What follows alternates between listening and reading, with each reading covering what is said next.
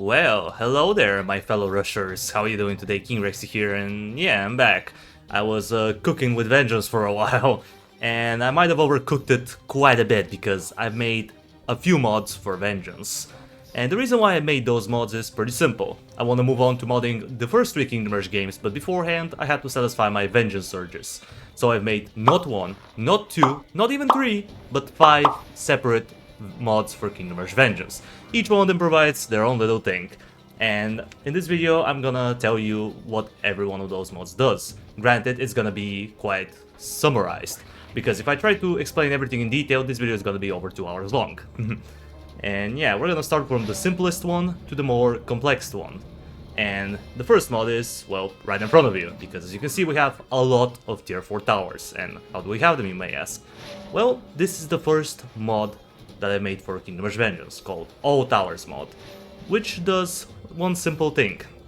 It makes it so that whenever you get a tower upgraded up to a tier 3, you get access to any tier 4 tower from this category. So for example, if you have tier 3 Rocket Rider and you want to get a tier 4 Ignis Soldier, boom, there you go, you can have it. And the list goes on, you can do it for pretty much any other tower. Now there is one bug with this mod though. Whenever you summon a Swamp Thing, for some reason a melee Swamp Thing appears, but if you click the button, which basically pulls it back to becoming a ranged unit, it disappears. I don't know why this happened, but you know, it's there. I decided to leave it just because why not? And yeah, that's all the mod does. None of the towers have been rebalanced, unfortunately. Maybe I'll make a rebalanced mod with all the towers included in the future, but for now it's just for the vanilla version. So if you wanna do some funky strategy and have like 20 different tier 4 towers at the same time, then there you go. Now you have the power to do this, which is pretty dope, not gonna lie. Moving on to the next mod, which is called simply RNG List mod, which basically tries to remove as much RNG from the game as possible. So a few upgrades from the Soul Tree have been removed. Those include Runes of Power, Shield of Protection, Second Wind, and a couple things from the Soul Up impact. So yeah, that's cool, we have less RNG now.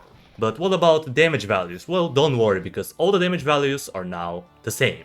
Well, not the same in the way that all values are one value, no. But basically, let's say a tower used to deal from 17 to 34 damage. Now it deals 24 damage every time. Just like that.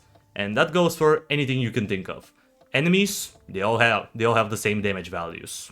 So there's no RNG when it comes down to taking damage from enemies, no RNG from using an ability, or from a basic attack, from either a tower, ally unit, or a hero. So yeah, that's nice. There's a lot less RNG in the game now, which is always good. Now, a few abilities have been removed just because I wasn't able to balance them quite well. So that kinda sucks, but there are only like 3 abilities out of like what, 50 plus? So it shouldn't make too much of a difference. The only thing that I've reworked is the Swamp Thing. Now its insta-kill is on a cooldown, and the stun is always guaranteed, and the stun duration gets a little bit longer the further you upgrade the ability. So yeah, that's about it. Pretty simple mod. I'm pretty sure it doesn't do quite as much as I wanted it to. Maybe I'll update it later on, but for now I think it's pretty nice.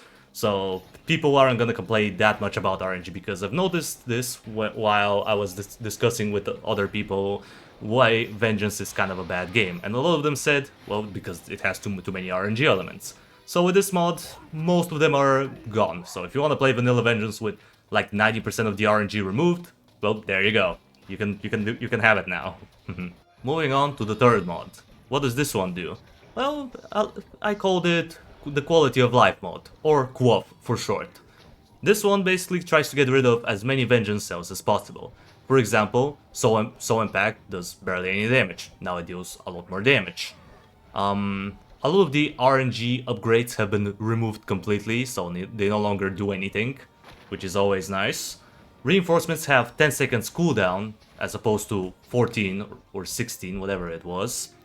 Then, the Demon Guards are a little bit better for tanking, while the Helen Trinos are a lot squishier, but they deal more damage. So now there's a little bit more variety in between reinforcements. It's not just Helen Trinos or Giga Chads, and Demon Guards are basically, well, not there though.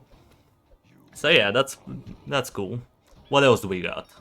We also have some rebalancing between the towers.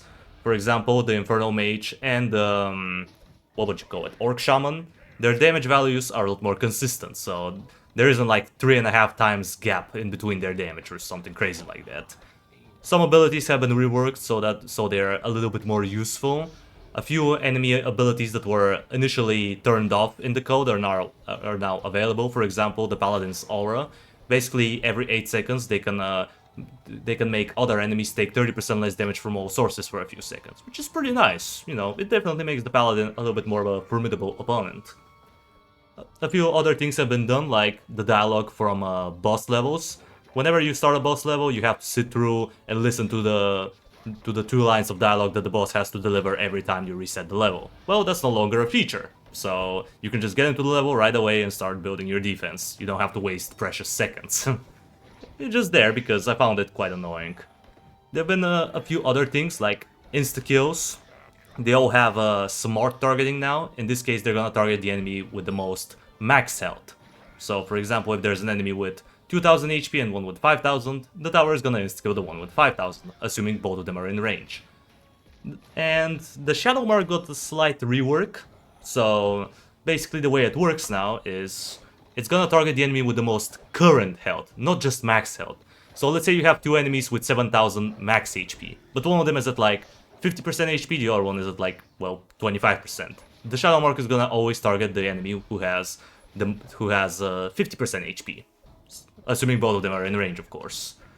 And yeah, the list goes on. There are a lot of vengeance cells that have been removed, and I think that's pretty nice. And to top it all off, all the campaigns are now about twice as fast. So you're not gonna spend like 30 minutes on Dinas' castle. Instead, you're gonna spend something around 16 minutes, which is always appreciated. So yeah, I hope this mod gets some attention, because I feel like it's probably one of the better ones that I've made. Moving on to the second to last mod, which is called Kingdom Rush Vengeance ReBalanced. I know, stealing the triple B from the Duke, how could I? Well, it is what it is. Maybe I'll rename the mod later, but for now, we're gonna call it like that. What does it do? Well, it tries to make Vengeance a little bit more similar to the other Kingdom Rush games. For example, now you have only 4 starting towers, those being Shadow Archer, Orc Warrior's Den, Infernal Mage, and Rocket Riders. And you probably can tell that there's other towers. Well, if you try to select them and you go into a level, they're gonna be locked off, so you can't play with them. The idea is, after you get a tower to a tier 3, it has 3 possible specializations, and each one of them has their own unique thing. And for the most part, all towers have 2 abilities instead of 3, because that way there's a less chance of abilities overlapping, and it also makes every tower slightly more unique. Same thing goes for heroes. There's a lot less heroes, as you can see here. Now, it is a bit annoying because due to the menu being a little scuffed, you can't quite tell how many upgrade points you have remaining for a hero, but I don't find this to be a bad feature. If anything, it forces you to do some simple math, which shouldn't be that difficult. And yeah, as you can tell, for the heroes, you also are able to see their stats at level 10. And if you hover over their abilities, you're gonna see what they do. So yeah, that's always nice. And it also has some of the quality of life mod features in it, but not all of them, only a few. So yeah, it's a kind of a cool mod. It basically tries to recreate Vengeance in a way, you can tell. So if you want to give it a try, feel free. It's a pretty decent mod, and it doesn't take too long to finish it. So yeah. Also, I forgot to mention the difficulty is slightly different for this mod. On casual mode, enemies have 10% less HP. On veteran, they have 30%. On impossible, they have 50% more HP. I just forgot it. I'm sorry. Anyway, moving on to the last of the mods, which is Kingdom Rush Vengeance Brutality Mode. This is probably the one that I put the most effort in, just because I started it a couple weeks ago, or so, maybe like 3 weeks ago. I don't know. I don't remember the exact date on which I started, but it wasn't too far from now. And this mod tries to make Vengeance difficult without touching the wave composition at all, and it kinda succeeds in that, because the difficulty spikes are a lot more noticeable. Enemies on Veteran have 60% more HP, while on Impossible they have 120% more HP. Some of the enemies have been reworked in terms of base stats, obviously, just so they can fit a little bit better. in general, that's kind of about it for enemies and wave compositions. Heroes and towers have been balanced accordingly, and there's a lot more variety in between them. And as you can see here, it tells you for the towers, it tells you their strengths and weaknesses alongside for which difficulty they're meant for. Same thing goes for heroes, except here it shows you the base stats at level 10, so you know what you're gonna get once you max out the hero. And yeah, that's pretty nice. There's also custom soundtracks for essentially every area in the game, so if you like some good-ass music, you're probably gonna like this mod a lot. There are also a few custom levels that I've made. There are 4 in total, and all of them contain a boss fight within, and they're pretty challenging, especially if you're trying them on the hardest difficulty, which in this case is called Brutality Mode. So yeah, that's pretty nice. And there are also some other features that have been changed, like upgrade system, progression system, soul upgrade system.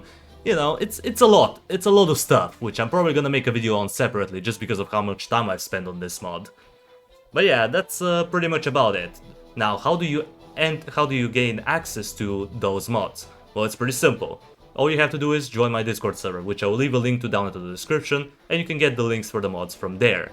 And if you find any bugs or crashes, you can report them on the server, and I'll try to fix them.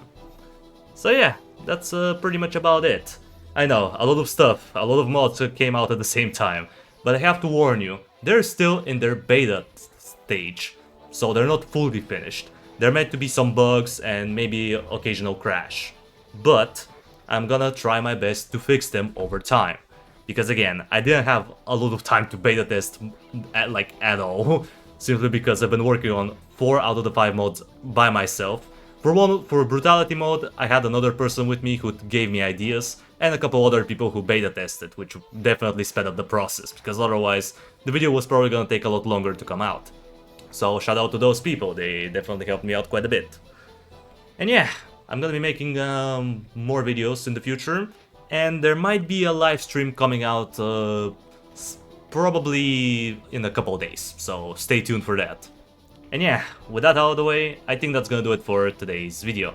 Thank you everybody so much for watching, I appreciate you for sticking around to the end. Subscribe if you want to see more of this content in the future, and while you're at it, drop a like on the video, it means a lot to me. And I will see you in the next video. Until it comes, that was King Rexy, over and out.